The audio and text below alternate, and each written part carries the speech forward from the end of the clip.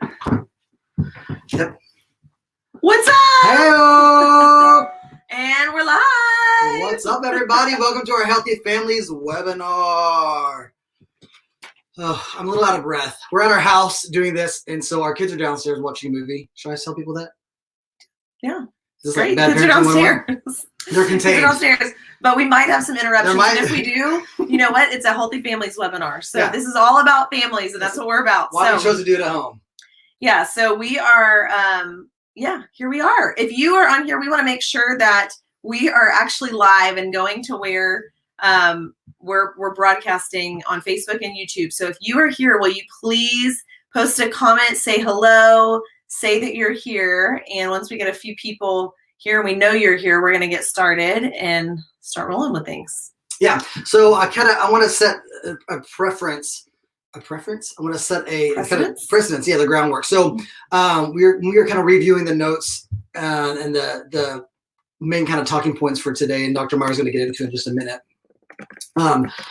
When I was thinking about like this conversation about healthy families, it was the tone in my head was, oh, this is like fun. We'll show you like tips and tricks to what to eat and how we get our kids to sleep, and like how we get them to eat vegetables, and just it's healthy. How to be healthy with your kids and have great conversations. And so they're a little more minded. And as I was reading through stats and reading through these notes again, I was like, this is a very sobering conversation, because we're going to share some lovely depressing stats with you in a second, but it lays the groundwork for where our kids are going, where your kids are going, unless we do something completely different.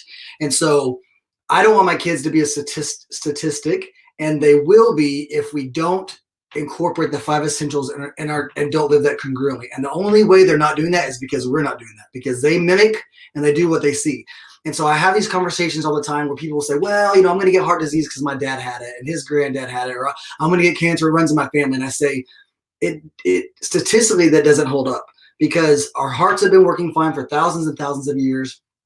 Our livers have been working fine. Our spleen has been working fine. Our lungs have been fine for thousands and thousands of years. Those are not the problem. The problem is most likely lifestyle. And what happens is, as great-great-grandparents change jobs and become typically more sedentary and don't get enough exercise and start eating more fast food, processed foods back in the 50s, when the grocery stores and fast foods became prevalent, then that became a norm. And then their family started doing that. That's what his son knew, and then their son, and now us. So I'm just saying, a lot of times it's a lifestyle thing. So what we want to talk about tonight is a very serious, it's a big lifestyle shift of, we are setting the precedence for these kids about what true health is, where it comes from, and why we need to be doing things differently. So with that. Yeah. So, and Mark mentioned some sobering statistics. I think most people realize today that kids are sicker than they've ever been. We are dealing with more chronic conditions and disease processes in our children and in this youngest generation than we ever have before. And we're going to go through 6 of the most common chronic conditions that kids are dealing with today. Just because, number one, we have to understand the problem before we set up the solution and before we dive into some of the things that we need to be doing. So, because of that, we have to first set up the problem. So that's where those sobering stats really come in. And, unfortunately, with 2 young kiddos here, we have a 7-year-old and a 5-year-old. We already have been impacted by kids in our community who are dealing with chronic life-changing disease processes. And so, we're going to talk about all of that. We're going to talk about what you need to be doing to really fuel not only your kids' bodies right, but your body's right too. And so, even leading up to this, talking to a lot of patients, we have a lot of patients who don't have kids and maybe don't ever want kids either. But this is for everyone. It's not just if you have kids. If you have any kids in your lives, whether you're a grandparent, you're a parent, you have nieces and nephews, maybe some of your best friends have kids. We're all surrounded by kids. We're all connected to kids in some way. And so if we can fully understand from the ground foundationally that this youngest generation needs to be poured into, because that's what sets them up for success long-term for their lives, and then for them to continue to invest in the next generation and generation and so on and so forth. But if we can start with the kiddos and really start teaching them some of these habits and lifestyle shifts and changes, we really can set our kids up for success, which is really, really important. So, okay, if you are on and you can comment, go ahead and drop us a comment Let us know that you're so here. we know you're here. And we are going to do a few raffle giveaways as well. But let us know you're here by typing in a comment, and our comments turned on in case people want. Okay, so I'm still new to this. We're still learning it, but we're going to go ahead and get started. But as you jump on, if you hear me, if you can see us, give us a thumbs up or a wave, or just say, I'm here. We'd love to see you and know who's on right now. All right, so I'm just going to go ahead and dive into some stats here. As I mentioned, there are 6 different conditions. Oh, or we've got to get our screen pulled up. Go. Here we go. Wait for it. So you can see everything. All right.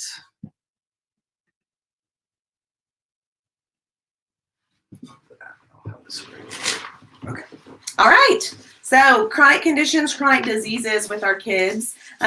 First thing that we want to talk about, I am going to talk about these 6 most common chronic conditions, as I mentioned. But unfortunately today, 25% of our kids today have a chronic condition. And when I say chronic condition, that's not just like colds and flus and digestive issues, ear infections. It's not that type of stuff. What is defined by the CDC, what's defined as chronic is anything that lasts over 3 months. Anything that lasts over 3 months. And so 25%, one fourth of the children today, 1/4 of kids are dealing with a chronic condition, which really is a staggering number. So again, chronic would be anything that lasts over 3 months. It would also be if it maybe impacts or impedes on your kids' normal activities, or if they have frequent hospitalizations or have constant doctor's visits and things like that. That's what the CDC defines as a chronic condition, and 25% of our kids are dealing with that today. So of those, these 6 chronic conditions that we're going to talk about, the top 6, first one is asthma. Asthma is, again, one of the top that our kids are dealing with today. And honestly, this number is continuing to climb. So every single year, more and more kids are dealing with asthma. And I believe it's under 18. Is it under 18, I believe. So it's under 18. We have, I mean, just again, that number just keeps climbing. So kids under 18, asthma is one of those chronic conditions. Second thing, diabetes. And we talk about diabetes, type 1 and type 2, which juvenile diabetes is what is considered type 1 diabetes. And so, yes, we have that in our kids. But unfortunately today, type 2 diabetes is the number for our kids being diagnosed with and dealing with type 2 diabetes today is continuing to climb and really is astounding. Now, what you have to understand with type 2 diabetes is sheerly lifestyle induced. So type 1 and type 2 are completely different disease processes. Type 1, your pancreas basically does not produce enough insulin. Type 2 is basically your pancreas produces plenty of insulin, but we have these basically receptors that get burnt out. And when there's burnout of these receptors due to a poor lifestyle, then basically the insulin that is produced, the insulin's not recognized by the body, can't be absorbed. And so we run into a problem. So all the glucose is staying in the bloodstream. Insulin's not able to pull it out of the bloodstream because we have this receptor burnout. And so we're left with kids from a young age. I mean, we're talking 8-year-olds, 10-year-olds who have type 2 diabetes already. And again, that surely has to do with lifestyle. So it's something that can be addressed, it can be prevented, it can be reversed. Third thing is obesity. Again, most people know, I mean, the third, just talking population, US population in general, 2/3 of our population is overweight and 1/3 of our population is obese. And so with kiddos as well, obesity is something more and more kids from young ages are continuing to gain weight and they're obese. They're overweight and they're obese.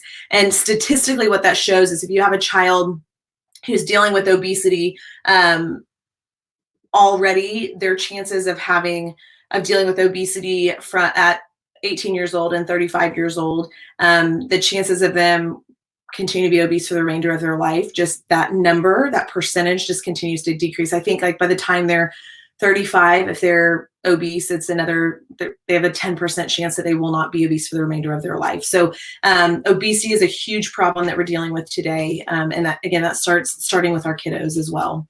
Next thing, ADHD. So ADHD, ADD, and autism, kind of all of these grouped together.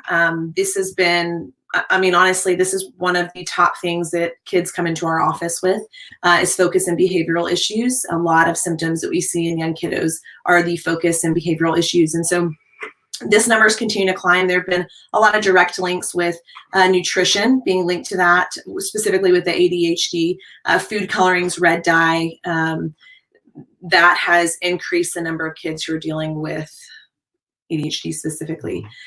Depression, staggering fact with depression. Suicide is the second leading cause of death in adolescents today, all stemming from depression. So we have more and more kids, believe it or not, a lot of times people think that more of the insecurity and comparison stuff is in high school, but that's actually starting a lot younger today. So not only middle school, it's happening in elementary schools too. And so kids don't really know how to deal with the anxiety and the stress. And so, and then all of the bullying that happens as well. So depression is a big, big problem in our kids today. Yeah, a big reason why you're seeing so much anxiety and stress, which we'll get to a little bit with these kids, is when we were kids, the pressure, we didn't have the same amount of pressure that they did when they were at their age. So when we came home, the bullying stopped because we got reinforced from our parents, right? We couldn't really connect with our friends through social media or telephone. If you had a telephone, it was like one in the house. Typically you walked around it. So phone calls were kind of small because mom was on it all the time and you were out playing with your neighbors. So the kids today, though, they never turn that off. And so they're always managing the likes and social status. And I hope they like this comment. I hope they like this page. I hope they like this, respond to this part that I'm having. So they never turn that off. And so the bullying as well never gets turned off as well. So they could be in their room. A 12-year-old could be in their room going to sleep and someone could be making comments about a picture they posted at school today. And so they're not able to, it's hard enough for an adult to filter the stress of social media, let alone a 12-year-old who's not fully mentally developed and doesn't know how to handle emotional intelligence of balancing out comments that someone says on a Facebook page or whatever. And so it's leading to a lot of comparison, which leads to a lot of stress and anxiety, which leads to feeling pressed down. So it's very challenging. So kind of give a little empathy because it's a whole different battle they're fighting. So, all right. So depression, the last thing, the last most common of those top six is going to be malnutrition. And when I say malnutrition, that doesn't mean like kids are starving, they're not getting enough food, they're not being fed.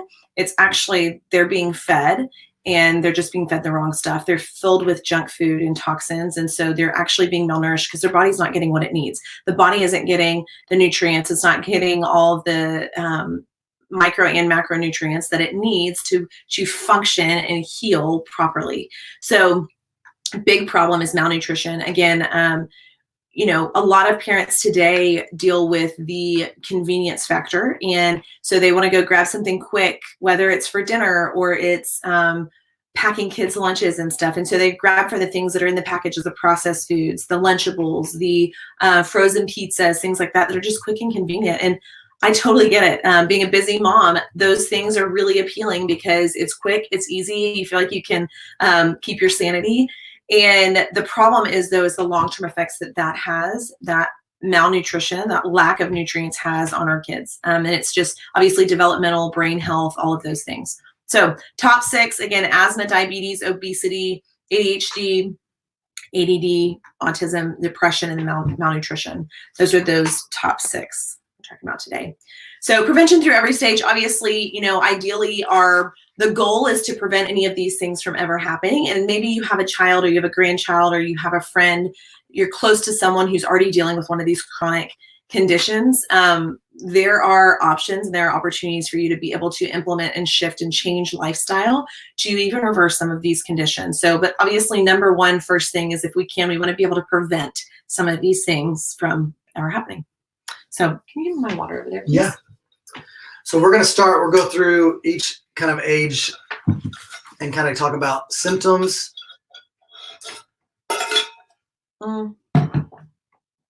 Really just different stages of the kids. So first thing, it really starts with conception. Starts in the womb. So I mentioned in the last webinar we did, and we talked about this at all of our toxin workshops, but the 10 American study that was done that found that basically toxins in fetal blood, basically before a baby was born, they had so much exposure to so many different toxins that were carried from mom to baby, and therefore every mom to baby. So mom to baby, mom to grandma, great grandma, all the line down.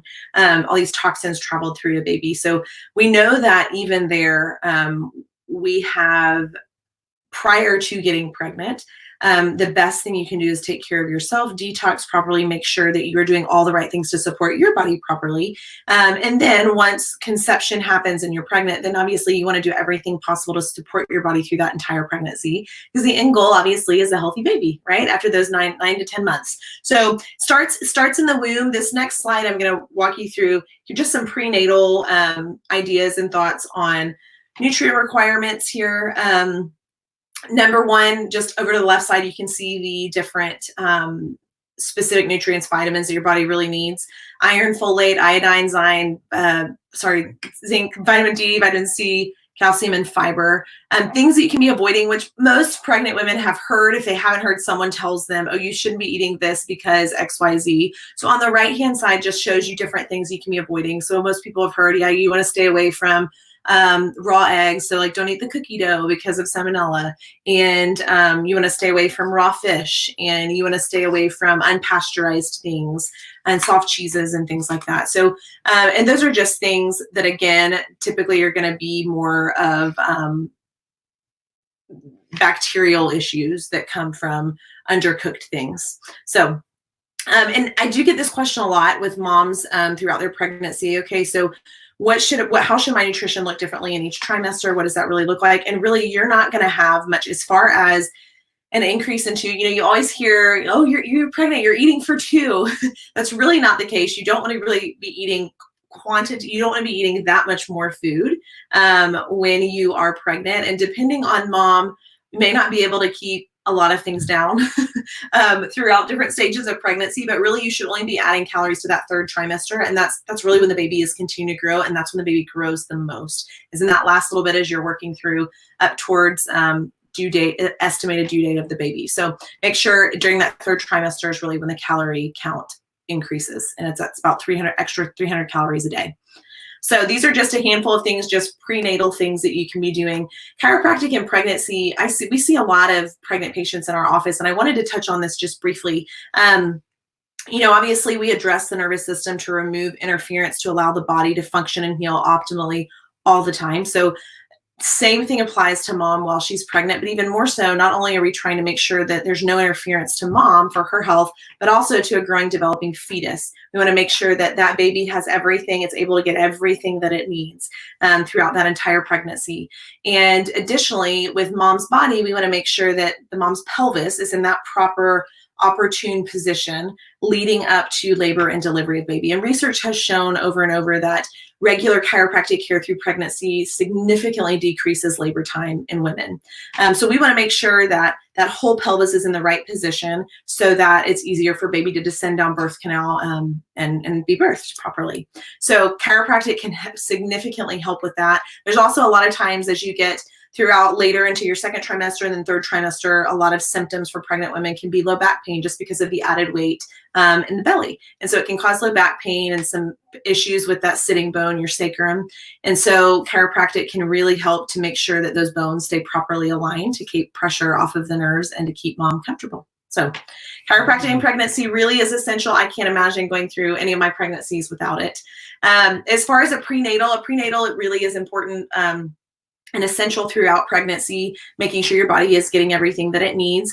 Max Living's Prenatal is an awesome source. It is a great resource for moms. So if you are pregnant or you're considering being pregnant or you're a nursing mom, the Prenatal Daily Essential Packets is an awesome source. So it's just like our men's and women's Daily Essential Packs. What were you saying? Oh, Mark's going to put the link in the comments for the straight to the essential packets if you want to take a look at it. But and a really important thing with your prenatals, there's been a lot of back and forth.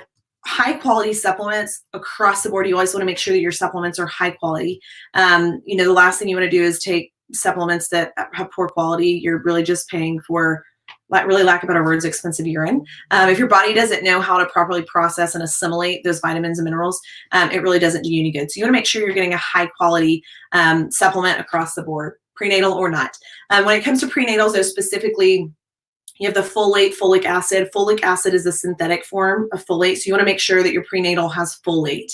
And the prenatals, Max Living's prenatals, have folate in them. So this is an awesome, essential prenatal for moms to be. Okay, so now mom was pregnant, she had her baby, and here we are with you're in this newborn to 1 year old age.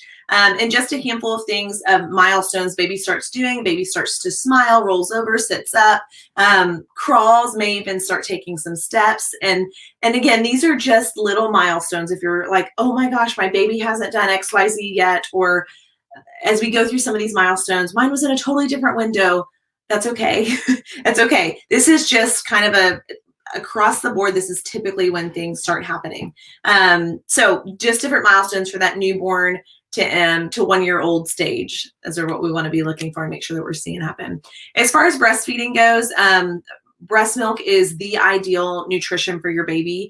It's really fascinating. You can look up different studies and research on the makeup of mom's milk. But basically, when a baby nurses and attaches to the mom's breast, the mom's body reads exactly what the baby needs. And so that breast milk is made exactly for what that baby needs. Mom's breast milk contains all the antibodies that it needs. Baby's got all proper nutrients, the fats, the proteins, all the micronutrients that it needs for that development of the baby. And they, because of the antibodies, it's continue to support the immune system, the baby's immune system properly. So breastfed babies typically get sick less than babies who are not breastfed. Now, if you are a breastfeeding mom or you have kids that have grown and you aren't able to breastfeed, that's okay too. There are absolutely times where it's not possible or mom's not able to nurse, or maybe not able to nurse as long as she wanted to, and that's okay. There are healthy alternatives to breastfeeding, and we can go through some of those. If you have a question about that or you need an idea, if you're unable to nurse, you're having nursing issues, comment, shoot me a message, and I'll be more than happy to kind of walk through different options for that as far as that goes. All right, so introducing food. As we introduce food to babies, and one of kind of a rule of thumb for introducing foods to babies, typically with kiddos today, the first foods that are introduced or that are recommended introduced are typically like cereals and grains, baby foods that are introduced to babies. And honestly, sometimes, I have patients who their pediatrician recommended that they start introducing solids, baby foods at 4 months old. And there's a couple things there. There's a lot of things that are happening. The digestive tract is not fully developed and ready for food quite yet. A good indicator of knowing if your baby's ready for solids or not is when you first start seeing teeth. When you first start seeing teeth, the enzymes kind of shift and change, digestive enzymes and things kind of shift and change. So showing of teeth is an indicator of knowing if a baby's ready to eat, or if they always seem hungry or they're kind of gnawing or they're interested when they are seeing you eat and they try to start grabbing for some of the foods on your plates, or really wanting some of the stuff that you're eating. That can be another indicator that baby's ready to start introducing some solids into their diet. But you want to stay away from the cereals and the refined grains. Again, just digestive wise, baby's digestive system is not ready for those things. So you want to stick to things like avocados. Avocados is a great first food to introduce to babies. It doesn't have sweetness. It doesn't have the sugar factor. So in introducing certain foods, you just want to make sure that you're creating an ideal palate for your baby. So a lot of times too, I don't recommend starting on bananas. Bananas are super sweet. And so if that's the first food that you're introducing to your baby, then the baby goes, oh, I really like these bananas. These are really sweet. And so then if you try to introduce something that's a little more bland or isn't as sweet after that, it's typically harder for the baby to enjoy that food. So sticking to avocados is a great thing. Additionally, baby foods on the market, you just have to be careful. Again, reading labels is really important. because there's a lot of junk, there's a lot of toxins, even baby foods. There have been heavy metals found in baby foods. You just want to be really careful. Ideally, if you can make your own baby food, that's going to be ideal. So getting your own fruits and vegetables, pureeing them, steaming and pureeing some of the veggies for your baby is going to be best, just because you know exactly what's in them and you know exactly what's going into your baby's body. So, just what you were going to say? Well, I'll say by default, obviously organic if you're going to buy something organic, because you can go get Gerber and all that kind of stuff. Some of it's organic, some of it's not. So just turn the thing over and look at the ingredients. You'll see weird preservatives and all that stuff. Yeah. So reading ingredient labels really is important. And you can find some things like some of the pouches and stuff. There are definitely healthier options, and we've used those for our kids too. And literally ingredients are going to be like organic broccoli and pear or whatever. And so you're just making sure that you know the ingredients, you know what's in it, so therefore you know what you're putting in your baby's body. Okay. One last thing on that. Make sure, like sometimes, say a lot of times people say, "Oh, my kid didn't eat it, so I'm not going to feed it to him." Or they throw a fit, or they throw a fit, or they throw a fit. I think the average time, a lot of developmental. 11. You need to introduce a food 11 times. 11 times, which sounds like a lot.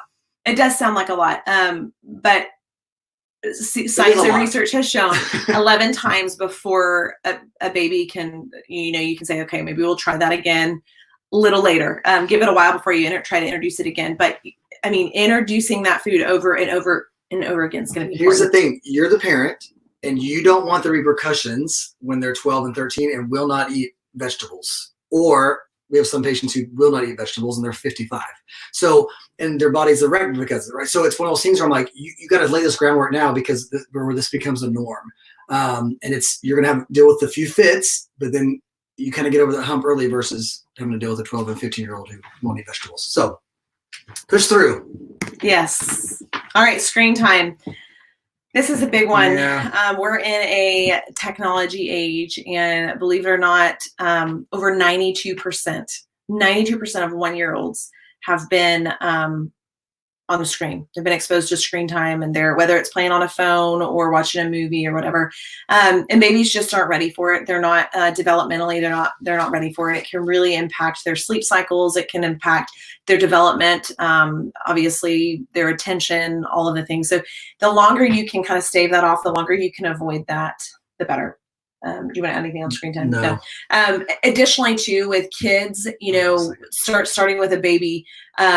We're talking about a baby here, but kids we see, I'm telling you, with the kids that we see in the office, we have 5-year-olds in the office who have completely lost the cervical curve in their neck due to gaming devices, iPads, phones, and stuff, because they're constantly in this posture, in this position, and it takes that natural curve out of the neck. And again, when we take that natural curve out of the neck, that directly impacts the spinal cord and all the nerves that exit there, which is directly impacting the function and healing of the baby or child's body. So we just want to stay away and monitor and limit that as much as possible. All right, so starting chiropractic care young.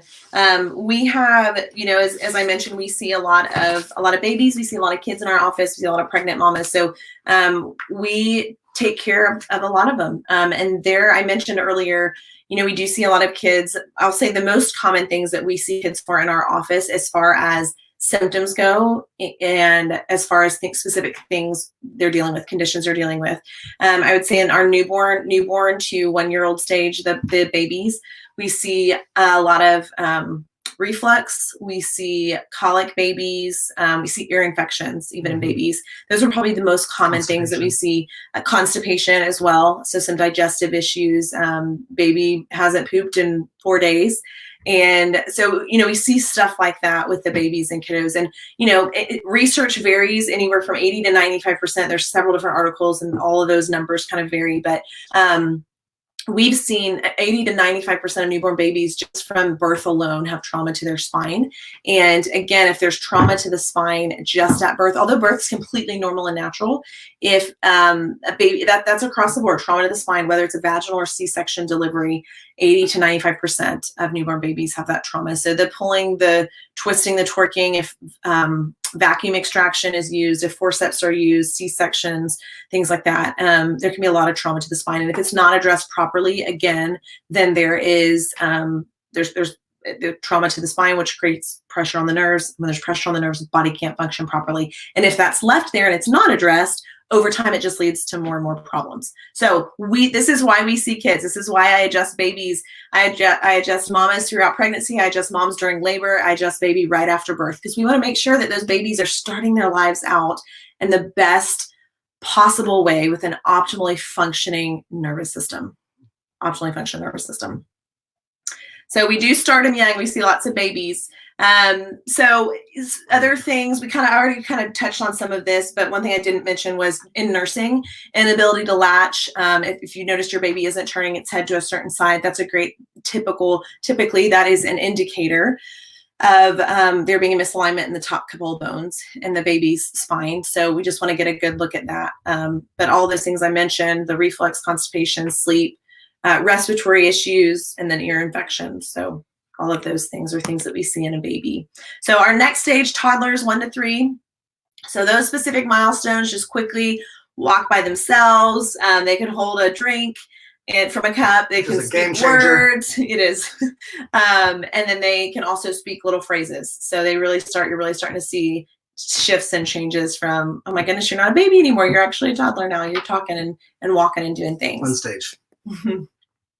Okay, Mark he briefly touched on just eating and having a picky eater. But as I mentioned, it takes 11 tries before a child can fully determine if they're going to accept or reject a certain food. So keep it at, mamas. If you feel discouraged, keep on keeping on. Dads too, grandparents also. Man, what would you do without grandparents? We're so thankful for both of our parents and all the help they give us with our kiddos. But yeah, so making sure that you are allowing your child to have opportunities is 11 times before you kind of give up on that. In a second, I'll give you a couple of things that we've done. That have helped our kids eat some certain foods that we normally wouldn't eat, like hiding certain things, like in smoothies, things like that. I'll tell you about that in a minute. But yeah, we have a major picky eater. One of ours is wonderful. She prefers green beans and salads, and then the other one prefers carbs, like the rest of America. So it's tough, So we're in this with you. All right, keep moving. Yeah, all right, we're gonna keep moving. Toys. Let's talk about toys for a second. So, as you can see here on the slide, 1 in 3 toys tested contain toxic chemicals. So when it comes to toys, you really want to stay away from as much plastic as possible.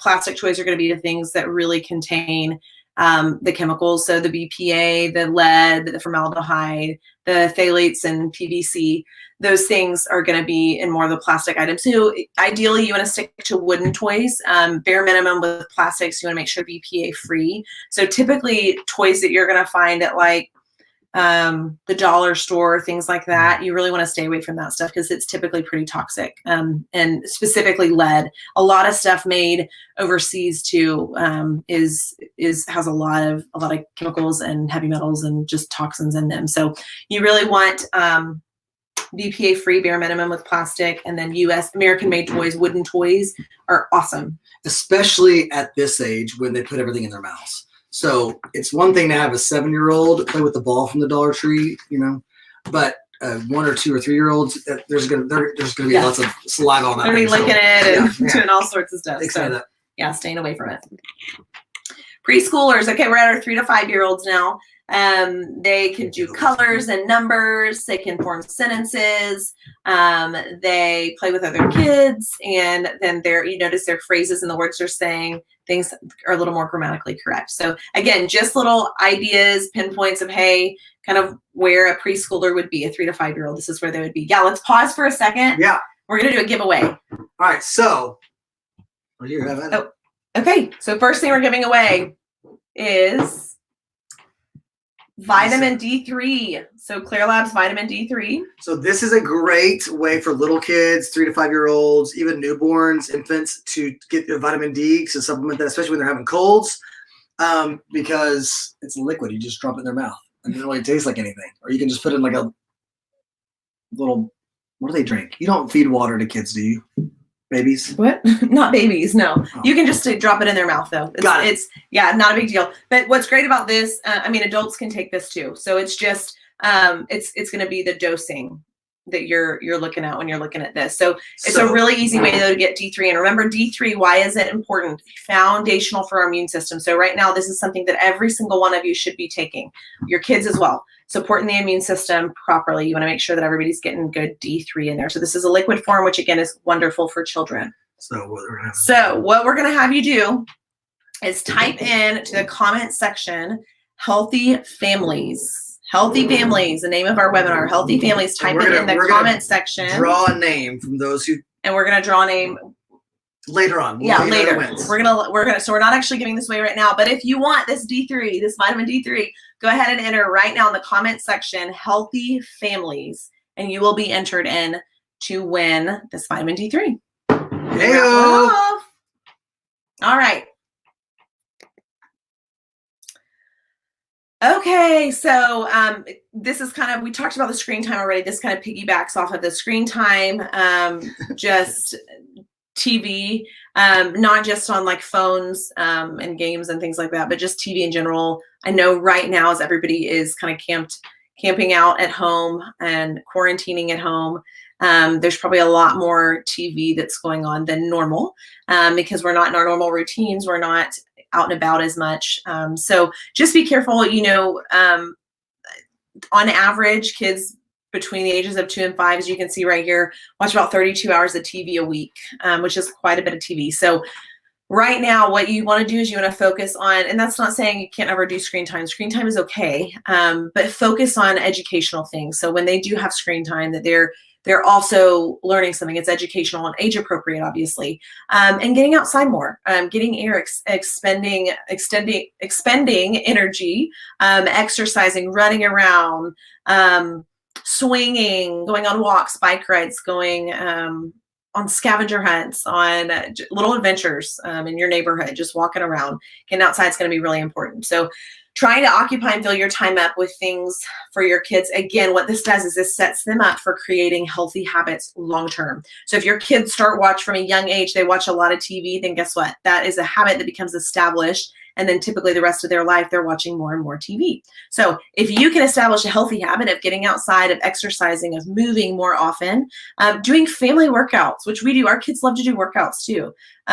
So establishing these healthy habits early, that really sets your kid up for success. And so once it becomes a habit, it just becomes their norm. And they just, that's what they start implementing and they apply to their life and they continue to do that.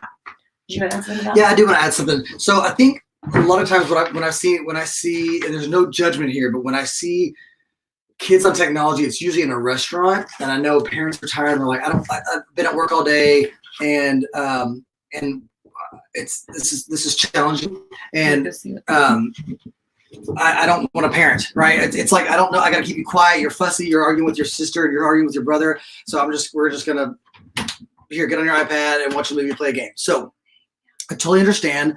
And I've been there and I get it. But if you can preset a couple games in your mind, when you go to a restaurant specifically or like a doctor's waiting room or wherever you're going, where they're gonna have to kind of sit still for a while. If you can do a couple games and kind of keep these constantly kind of going in your backpack, that's gonna be super helpful to not have to rely on technology. So one of the things we play all the time with our kids, I got a 7-year-old and a 5-year-old still. So we've been doing this for 3, 4, 5 years almost. We do, oh gosh, what's the game called? Oh no, I totally went blank. I Spy. So we do that. I do it with accents sometimes, but I keep it moving. So I keep their attention moving. I'll tell stories. We'll go around and we'll do like you tell a little bit of a story, then you tell a little bit of a story, you tell a little bit of a story. We are big on coloring and drawing and doing what's the tic-tac-toe, but keeping that kind of like those little bitty games or bringing like coloring. We have like a section in our car that has like coloring books in it, and we'll bring in some of those when we go to sit at a restaurant, so they're not running around crazy. I'd much rather them do that and develop some hand-eye coordination, be creative, than just rely on an iPad. Now, on an 8-hour car ride, that makes, yeah, you can get on your screen time a little bit more. But all that to say, if you set that precedence, it's so important because then they rely on that as a form of entertainment, and then they don't know how to entertain themselves. And then what's going to happen is they're going to say, I'm bored all the time. And then you're going to say, go be creative and go be fun. But they don't know how to do that because anytime they've been forced to be bored, you put a screen in front of their face, so they're not forced to be creative and go outside and play with roly polies and be forced to come up with some random game with their sibling. You know what I mean? So it's challenging and it's hard in the moment, but long term, it's thinking the long term game. We want to set them up for success long term and not have to rely on that stuff.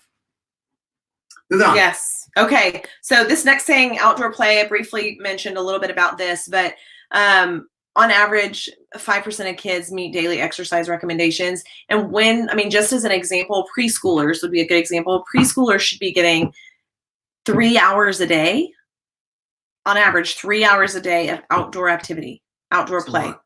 So it is. And a lot of times if your kids are enrolled in a preschool, they go to preschool, they'll do recess and they'll do activities kind of throughout, kind of built into the day and the routine and schedule of what they do. But especially right now when kids aren't at school and they're at home, we just want to really make sure that we're able to expend that energy, get the kids outside, get them outside to be creative and do things that they need to do. Use their imagination, go climb trees, look for rocks or sticks or all sorts of stuff. Just be outside. Really important. Social development, by the time they're 6, it usually, I think recommended is an hour, at least an hour of playtime by the time they're ages of 6, not preschoolers anymore. Yeah. Just Okay. some stats. Bedtime. So this is a big one. If you have had a hard time with your kids sleeping, which we've been there, we, all the way from newborn to even as a 5-year-old, we've had a hard time sometimes sleeping.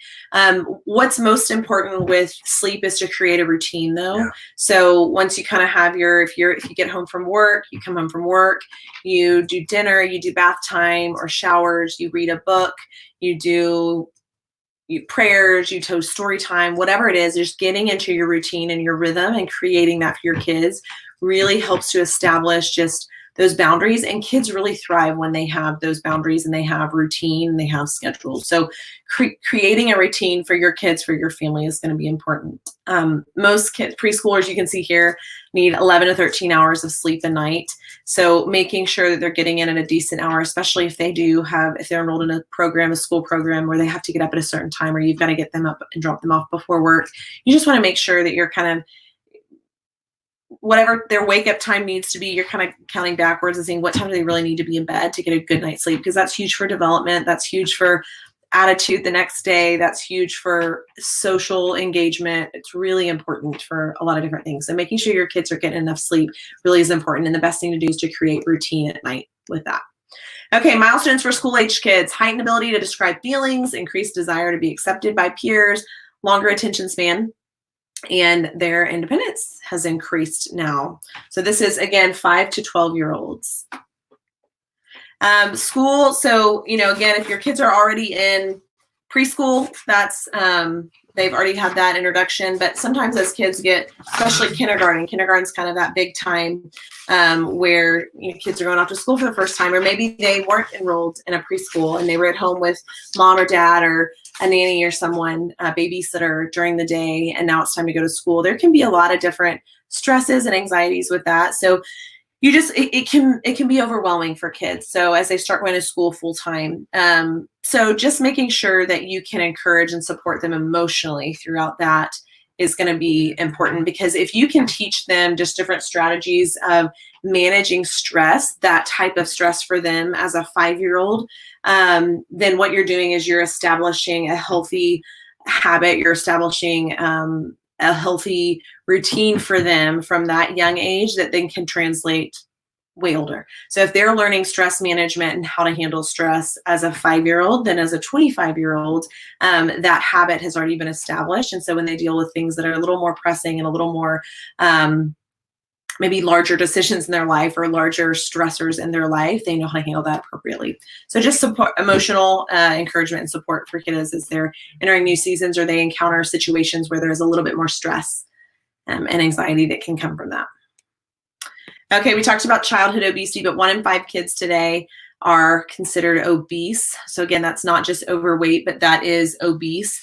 And a lot of this comes down to nutrition, and we're going to talk about nutrition here in just a minute, but we have to be aware of the problem, and then we have to understand and know how we can address that and really start making some changes. So I want to hear right now. Does anybody have any questions? Are you on the?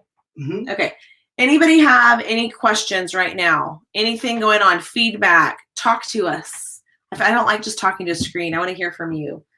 So, anybody on who has a question or wants Facebook link isn't working, to so chat? it's just YouTube. Oh no. Okay. How did you know that? Because I'm getting texts from people. Oh no. Okay. Apparently our Facebook is not working. Our Facebook Live. So it's on YouTube. So if you're watching from Facebook, post a comment. If you're watching from Facebook, let us know, because we are getting a lot of texts that people are not able to watch right now because it's on Facebook. So bear with us. Again, we're still learning this platform and this system. So we are talking about childhood obesity. Now we're talking about lunch. Okay, let's talk about food. We're going to talk about some nutrition here.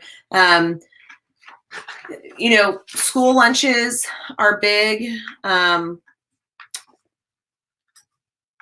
We are, both of our kids, one is at a preschool, one is at, he's in elementary school. We have a first grader and our son's in first grade and our daughter is in pre-K. And both of them, we have always sent a lunch with them. Both schools have cafeteria options and other food options where you can buy lunch when different restaurants or fast food restaurants offer meals for lunch. You can buy them on campus too. We have always packed our lunches for our kids. And the reason for that is, if you know much about me, then you know that I like to do a lot of research on ingredients and understanding the impact that they have on our bodies. And so I've done that in the past, and I want to make sure that my kids are getting exactly what they need to fuel their bodies properly so that their bodies can function and do exactly what they were designed to do. And unfortunately, in a lot of the cafeteria foods, foods that are served at schools, there's a lot of junk in them. There's a lot of preservatives and colorings and dyes and things that I don't want in my kids' bodies, because I've understood, I've done the research, and I know the impact that has on their health. So we always pack a lunch. Now, I remember being super frustrated on going, what in the world do I pack in my kids' lunch? Because I'm not going to pack all this packaged and processed junk that I can easily go and grab. So the chips and the crackers and the cookies and the fruit roll-ups and those kinds of things, I know that doesn't fuel my kids' bodies properly. So had to really brainstorm and be creative on what we're packing in our kids' lunches. And we have some ideas on those. Did you want to talk about those, Mark? Yeah, real quick. So I pack the lunches in our house because it stresses this one out. And so it's just kind of, so I've had to get very, very creative because, again, I got a carb lover and I got a girl who eats whatever. So we make our own yogurt. I don't make my own yogurt. I put the ingredients together. So I'll go to Natural Grocers or Whole Foods, then I'll get the goat yogurt. You'll see a little goat head on there. And I get the unflavored kind, so it's just plain. And the reason I get goat yogurt is because the protein is more similar to what, you can explain it better. I never really. Yeah, human. Yeah. Okay. Yeah. So versus the dairy. So I'll take the big old pint. So it was $5 or $6. I'll dump in a big bowl, and I'll add my own fruit. I'll add my own blackberries, blueberries, strawberries, and raspberries, and I'll mix them in. I'll squish them in there so it's all like pink and beautiful. And I'll add about 2 or 3 little dropperfuls of stevia, and I'll mix it all around to where I taste it, where I'm like, yeah, that's sweet, it's good. And that lasts for like a week or two. I mean, it lasts great. But I'll just put that I'll put it in one of those little bitty glass bowls. That's what I put in there for their lunch. It's a great source of protein. They're getting just a little sweet from the fruit, the nutrients from that, and a lot of probiotics as well from that. So that's an excellent source, an easy source that they're going to eat. And it's a lot cheaper than buying the individual bitty yogurt pouches. Another thing too, for vegetables, we love the little organic sweet peppers. Like you can kind of get them at Whole Foods and Natural Grocers. They taste like, they're like bell peppers, like really sweeter. Many peppers. They're just called sweet peppers, organic sweet peppers. And our kids love them too. They're really crunchy. They're great with hummus. They're great with Lainey loves them with hummus. Caleb likes them by themselves. We also love our salad dressings, but we use what's it called? Primal Kitchen. Primal Kitchen. So they have a Primal Kitchen ranch. It's dairy free. They've got healthier options. There's just like 3 or 4 ingredients in them. No added sugars. It's no bad oils. It's awesome. So we'll dip our stuff in that. Another thing too is we got in a good habit of using Kerrygold butter on our broccoli and putting a little bit of onion powder and a little bit of garlic powder. But the salt in the butter I mean, I'm talking like coated in butter. My son will eat broccoli. He's like, this broccoli is terrible if it's not coated in butter. So it's a texture thing, but it's also, it takes away the little bitter edge of broccoli. Well, it's flavor. It adds a lot of flavor. But what's great about that is you're also giving them tons of good fat when you coat it in. Again, you want to make sure that your butter is sourced properly. You want to make sure that you're getting your grass-fed butter. But that's a great source of fat for kids. So it's a great way to up their fat intake and make things taste better. So the broccoli is good. Did you finish on? I know you went through the yogurt. There are and stuff. Yeah, there's a couple other things too. So lunch hacks. We sometimes do turkey and cheese rolls, like just turkey. Sometimes we'll do organic cream cheese and roll those up. The kids love those. Or we'll do organic raw cheese, like a cheddar cheese, roll that up with turkey. The kids really like that too. It's like that in a little bag. It's like literally turkey. So there's no bread or anything. Cut up an apple with almond butter. Our kids love that. A treat that we do with our kids, like if they want a little treat or a dessert, we'll cut up an apple, do almond butter, and sprinkle some of the Lily's stevia sweetened chocolate chips on top, and they love that as a treat as well. So you could even do the little containers. You can get like little glass or stainless steel containers that you can put in a lunchbox, and fill that with almond butter and cut up an apple. So that could be something they eat during lunch as well. Trail mix. I'll make our own trail mix because they usually have like either the roasted nuts in it or they have some sort of like canola or some bad oil. Prepackaged stuff. So I'll go buy like, a quarter of a pound of raw almonds and a quarter of a pound of raw cashews, and I'll get some Lily stevia sweetened chocolate chips. I'll put a little sea salt in there. I'll do some unsweetened coconut flakes. And if I'm feeling a little devilish, I'll put in like raisins because they're sugary. But a lot of times I don't. Unsweetened. Yeah, but I mean, without added sugar. Like added sugar, but that alone is great. Another thing that's great is hot dogs, but I'm gonna tell you which kind to get. So they're local. There is in Texas. They're called Kielbasa, Kialbassa. They're from San Antonio. They're grass-fed, grass-finished hot dog sausagey. It's like a sausage hot dog. Delicious. It's all beef.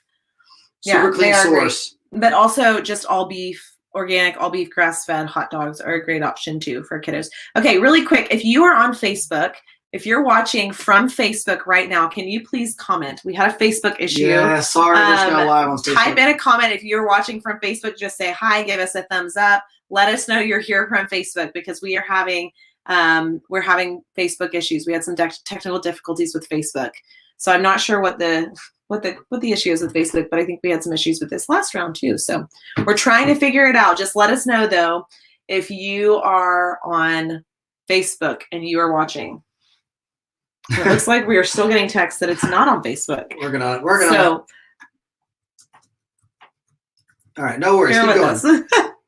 Okay, so those are just some different food ideas. Also, you can do. I just thought of something else, like the Lara bars. Lara bars are typically just nuts, and then they're sweetened with fruit. So a lot of times they're sweetened with sugar, like prunes, but it's not an added sugar. So if you need something in a pinch and you need something packaged, or you need a quick snack or something like that, Lara bars are okay for the kiddos. You just don't want to do too many because, again, yes, although they are sweetened with dried fruits do still contain sugar, and when they're dried especially, there's more sugar. And they can, obviously, they'll affect blood sugar levels, but having a Lara bar every once in a while is fine. So lunch ideas or just some nutrition ideas for the kiddos. Supplements, as far as supplements go for kids, these are things that we currently use for our kids. These are also things we carry in the office. So what is important for your kids right now? One of the things that we don't have on this screen, I'm going to say this one first because it's not on the screen, but an omega is really important for brain health, memory development. You want to make sure that your kids are doing an omega, healthy, high quality omega supplement. Brainy Play is an option. That's Systemic Formulas, Brainy Play. Designs for Health also makes an omega for kids, and they have different flavors.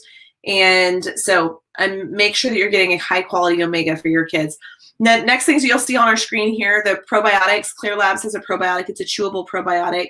This is what our kids take, and they love it. Doesn't really have a ton of flavor. It's kind of chalky, but they love it. The Max Kids vitamins, the multivitamins right here.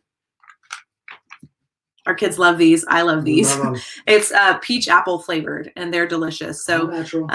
these are, yeah, this is a major go-to, having a multivitamin on hand. And then the D3. So we showed y'all the D3, that Clear Labs D3, and then Juice Plus. So Juice Plus is awesome. Yeah, we already showed this, and we've also got some on the screen there. But here's the Clear Labs. You're already seeing these that are on the screen, but we're just showing you, hey, this is what this is what we use for our kids and for our family too. Because I get that question a lot. People say, all this information is great, but tell me what you do. So I'm telling you what we do. The last thing is Juice Plus. And Juice Plus, although it is not a supplement, it's just whole foods, fruits and vegetables. This is, we want to first get all of our nutrients, all of our nutrient needs from the food that we eat. But because of the deficiency of vitamins and minerals and micronutrients and phytonutrients in our food today, it's harder to get those nutrients from just our food alone. So this is why we supplement. This is why we do a probiotic for gut health. Again, 85% of your immune system is in your gut, so probiotics important. It's why we do a multivitamin. It's why we do D3 for immune support. Juice Plus is helping us to just get more fruits and vegetables in our body. So they have a gummy option. We have them right here. I'm gonna go ahead and eat some. Again, they're on our screen. I haven't had mine for today. So they come in the capsules, the powder form, and they also have these gummies. Now, if you are an adult, and you're doing the advanced plan, the gummies would not be approved for the advanced plan because of the fiber-based sweetener that is in them. But core plan, these would be okay. If you're doing the red, green, and purple, the fruit, veggie, and berry, that's over 30 different fruits and veggies that you're able to get to the body. So flooding your body with those phytonutrients, which is really important for healthy cell regeneration. So these are the supplements that we do for our kiddos. And then plus, again, the thing missing on this slide is going to be the omega. All right, teenagers, here's our next stage. Got our teenagers, 12 to 18-year-olds. So their milestones, they are continuing to show increased independence. And some of you on the phone, on the webinar, you might be going, oh, geez, yeah, I've got a few right now. And they've got, they are definitely showing their independence. Or maybe our parents are on and they're going, yes, when you were a teenager, you did show quite a bit of that. But this is also where they're becoming an adult. They're starting to learn things. They're starting to set goals. They're getting more in touch with their emotions, and they're able to express more of that. And they're right and wrong, kind of that black and white, the boundary lines as they continue to mature, they're understanding a little bit more of that. Stress in teens, we hit on just stress in general with kiddos. But stress in teens is where really just heightened insecurities, and not only just social, but also just the stress of school. As school gets harder and harder and more competitive, and there's more requirements for readings and assignments and having to do more work. It just becomes more stressful for a teen. And so having to deal and manage with that stress, helping your teen deal and manage and kind of cope with that stress is really going to be important.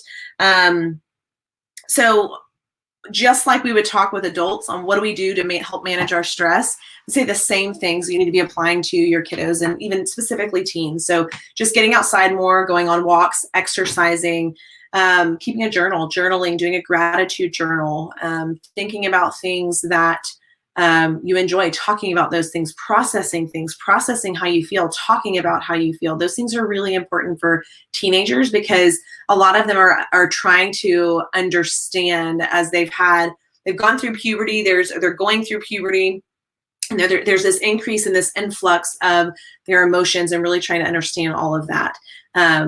Just helping them process all of that is going to be extremely beneficial and helpful for them, not only now, but long-term. So I think what's interesting, this is my personal Mark Miller take, is you have a whole bunch of teenagers who grew up with minimal, how do I say this nicely?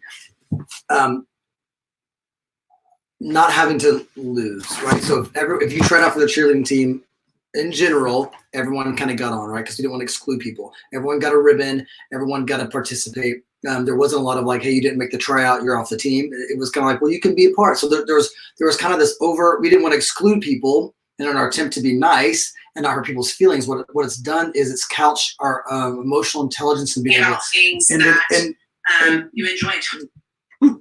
Sorry, apparently it's working on Facebook. You lost my train of thought. What it's done is it's robbed them of being able to process hard and challenging things without realizing that's kind of part of what am I trying to say? Working towards something. So stress. Maya, I'm going to shut you down. Okay, I'm going to have you shut yourself down over there. When you are working on, all right, back to you. I'm going to turn it off. I don't know. I'm really sorry. This is what happens when you are doing a live webinar. We're still trying to figure it all out. So bear with us, but thank you for bearing with us. And I'm seeing absolutely no comments anywhere. So I don't even know if people are on right now, but the joys of technology. Okay. Kelly's on. Oh, and that looks like it's on Facebook. So, okay. Yeah. All right. So bear with us. Thank you for your patience. Let's keep moving forward. I apologize, Mark, for interrupting. Okay. Here's one thing we want to talk about is we're piggybacking off of nutrition. As I remember this as a teenager too, you think, oh, I can eat whatever I want and it's not going to matter. And number one, not always the case. But yes, a fast metabolism, you may not put weight on. But let me tell you, skinny does not mean healthy.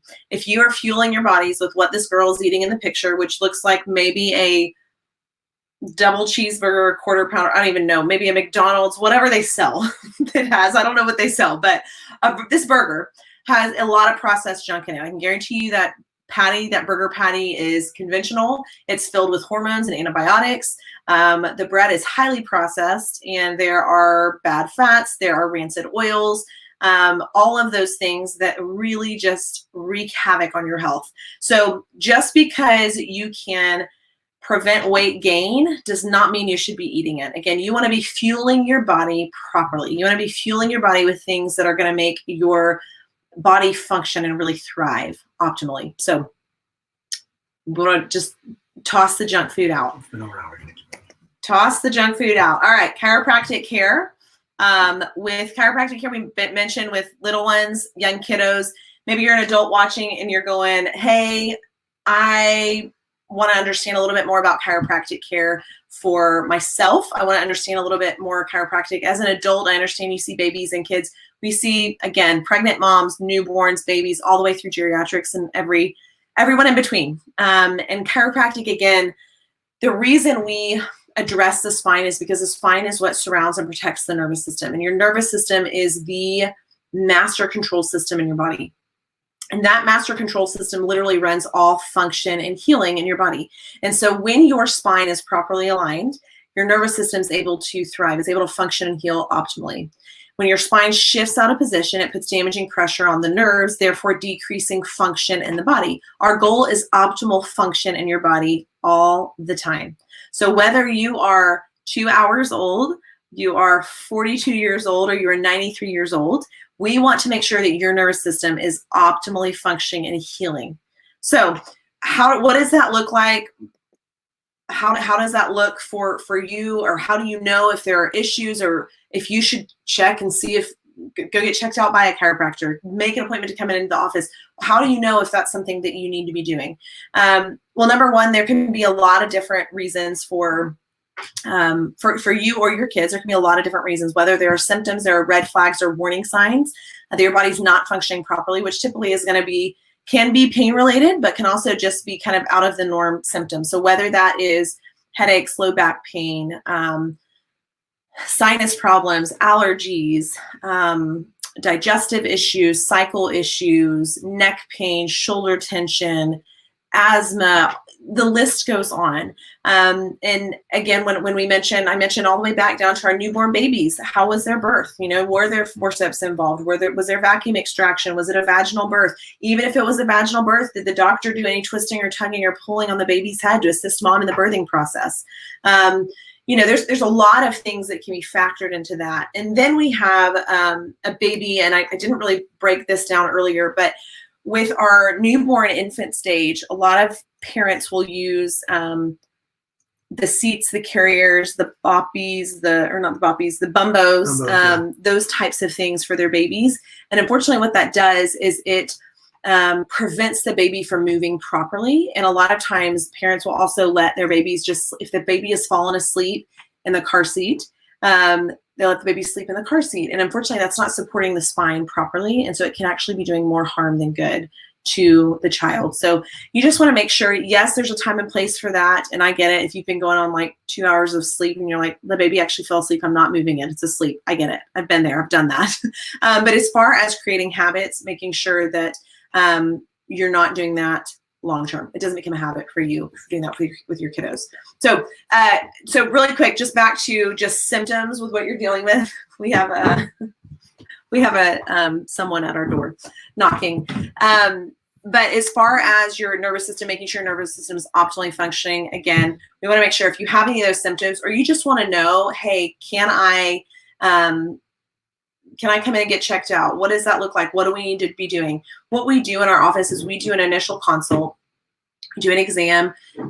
We do x-rays to determine exactly what's going on. Now, the x-rays, if you're bringing in a baby, a newborn, or a child, we do not do x-rays until 5 years old, unless there's reason to do so prior to then, which again is going to be case by case. If there's been trauma, or your baby, or your child fell and was on the playground, maybe you have a 3.5-year-old that fell and had a really big fall, hit head, or fell backwards.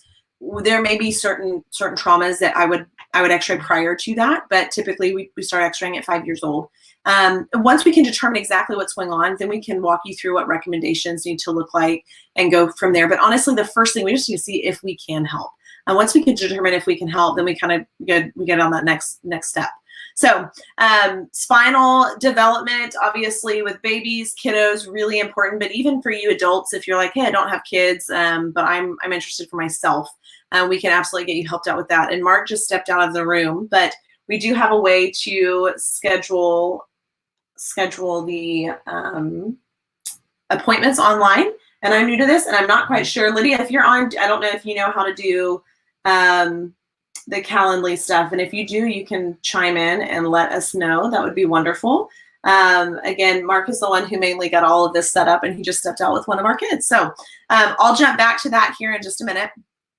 Let's jump on really quick, though, to this next slide. Tips before you shop. So couple things. If you've had a nutrition consult with me, then we've sat down and we talked through some of this stuff, but you want to make a list before you go to the grocery store. You want a meal plan. You want to know exactly what are the things that I need to be buying for. What are we going to be doing for breakfast? What are we going to be doing for lunch and dinner and snacks? What do I need to be doing for those things? So you make a grocery list, you plan, and you prep before going. Then you want to make sure that you can add in your beans and lentils to your meal plan for more protein, to get some more stuff in there. Skip your processed foods. When you shop the grocery store, you want to shop the perimeter of your grocery store. The less interior aisles you go down, the more processed and packaged foods you can avoid. So stay the perimeter of your store, your produce, your meats, your dairy. If you're going to do dairy, doing grass-fed dairy, things like that. And so making sure you're stocking up on your fruits and veggies as well is going to be important.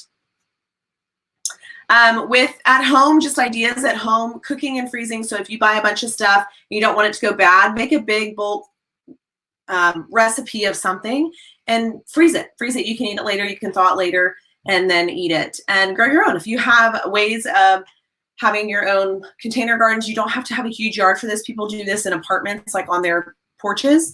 You can do it there. There's also community gardens all around where you can plant and grow your own produce in community gardens. So that is an option. So we do smoothies a lot. We do about a third of a can of a coconut milk, like the unsweetened, full fat coconut milk, like found in the Asian or ethnic foods section.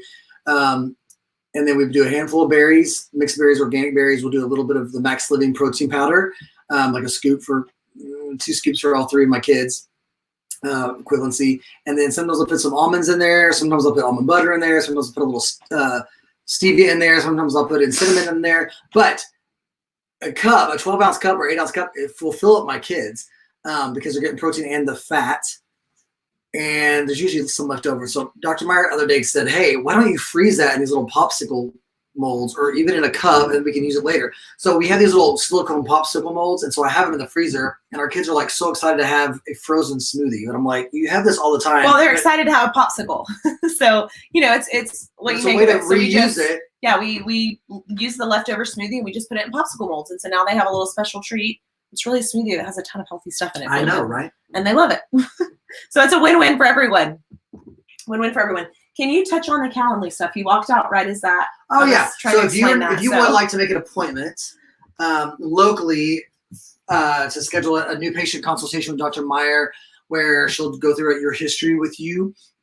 She'll take X-rays if necessary, and she'll kind of get your exam. Do an exam. Yeah, kind of a patient exam. It takes about an hour. There's that link in the comments section. You can schedule that, and then Lydia Daniels will reach out to you. She'll call you or email you and reach out to you. So you can schedule a time that works within our schedule as well, and then we'll confirm that up with you. It's normally $130. The discounted friends and family is $52. But what we're doing for the month of April / the rest of May is we are partnering with a local nonprofit to bring in. If you bring in like food donations worth the equivalency of 52, then we basically make that donation on your behalf. So yeah. Laura, I wish you were local as well. We miss you. All right. Okay. Wrapping up here. All right. So other things while you're at the store, while you're shopping, again, stocking up, as I mentioned, you can make big batches of things and freeze them. So stocking up, when you find things on sale, you can buy a lot of things on sale and then you can freeze. If you're a coupon, if you look at coupons and stuff like that, here's the deal. The reality with coupons are really good for packaged and processed junk. It's not going to be on like your fresh produce or your meats and stuff. So, however, stores have sales, but it's typically not going to be a coupon thing. But you can check your local sales, your weekly sales at your different stores, your Kroger and your Albertsons and Whole Foods and Natural Grocers and all the places, Sprouts and stuff. But obviously weekly they have their different deals going on and sometimes have coupons there. But your manufacturer's coupons, that's all going to be the packaged and processed stuff. So compare your labels. So again, being a label reader and being really versed in this is really important because again, it's not just for you, but for your kiddos. Knowing what you're putting in your kids' bodies and how that impacts them, how that impacts the function of their bodies and how their bodies are being fueled really impacts them not only now, but for the future. So really understanding what's in your products, looking at the labels, understanding the ingredients. When you first get started on this, there's going to be a lot of things you don't know, you don't understand, you don't know what these ingredients are. Do some research, reach out to me. I'd be more than happy to help you kind of sift through some of the ingredients and understand them a little better and know if it's something that you want to be putting in your body or your kids' bodies or not. So make sure you read those labels. And then farmers markets are also great. So having attending your farmers markets, that's where you can get some great deals on some of your produce and even some of the grass-fed meats and stuff. I know some of our farmers markets do some pretty decent deals on the grass-fed beef and stuff like that. So you can also, if you have like a deep freezer, you've got an extra freezer in your garage or something, a lot of the farmers markets, you can go in with like a handful of people or a few families and buy like an entire cow, grass-fed cow, and just stockpile your freezer for the next 6 months or so, or even a year. So definitely shopping at your farmers markets is going to be a good thing. Important. Okay. So Mark, you want to add something? So what I want to do is I want to give away this guy right here. So we've written down everyone's names who's written in Healthy Family, which I know you want to be a part of, to give this away to you. And we drew, I can't say your full name, but we drew, and hold on, let me make sure I got this right. Yeah, that's right. Okay, yeah. Elizabeth G. You know who you are. Can I just say your last name? Post your name on there. Yeah. So Elizabeth, when you come in, this would be great for your son. When you come in, and for you, yeah, that's true. But I know Sebastian will love this. So you are more than welcome to stop by Lydia's desk, and she'll give you one of these. You come in the next time for your adjustments. Awesome, exciting! Congratulations! Congrats, Elizabeth. Elizabeth got the D3. Okay, and are we going on to our next thing that we're raffling, Mark? Yes. So we're gonna raffle now. We have a Max Kids multivitamin. So this multivitamin for your kiddo. Oh, Camera's here. Here we go. Know, right? All right, we've got our winner for this Max Kids multivitamin. And again, if you win something and you are not local, we can mail it to you. So don't stress about that. But the Max Kids multivitamin goes to. Yeah, Mark, did you wait? Hold on. Oh, you're doing a little raffle thing. No, yeah. Give me a second. I have to finish writing these. Okay, drum roll. Hold on, drum roll. Let me draw them. That's Where? Right there. This one, right here. Okay, Laura G. Laura, Congrats. darling. Hey, Laura, congrats. You win this Max Kids multivitamin, so we can mail this to you, girl. We'll get this in the mail to you. Congrats, though. That's very exciting. Okay, and the last thing that we have. No, we're done for that. Oh no, I forgot about this. Hello. Oh, my goodness. Okay, so the last thing that we have over here is we have sorry, guys. the Juice Plus Fruit and Veggie Gummies. We have a week's worth of the Fruit and Veggie Gummies for your kiddo to test out or for you to test out. But this includes just the fruit and veggie. So this is over 18 different fruits and vegetables that you're getting inside this little packet, and it's daily. So what comes in one pack is for 1 day's worth, and you're going to get 7 of those. So a week's worth. Okay, and drum roll for this next winner. Yeah. Our winner is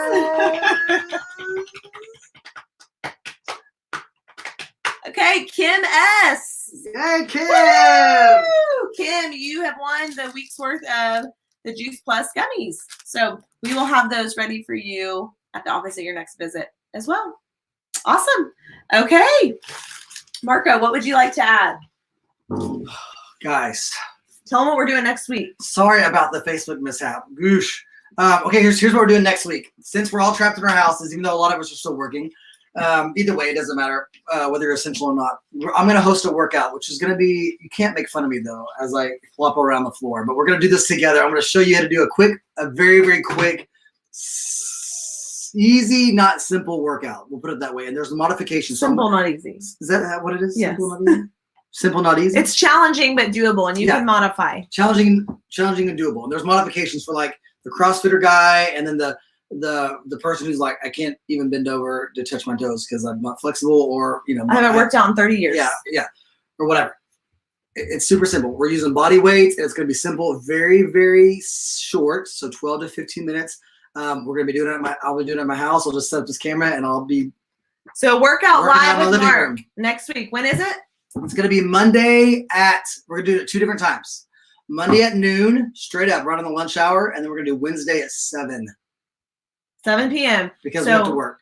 Monday the 20th, Monday, April 20th, next Monday at 12 o'clock noon Central Standard Time, and Wednesday the 22nd at 7 p.m. Central Time. So join us for those. We are so thankful y'all joined us this evening. Sorry about the craziness and the Facebook problems. I'm so sorry that we had the Facebook issue. We're really going to try to figure this out.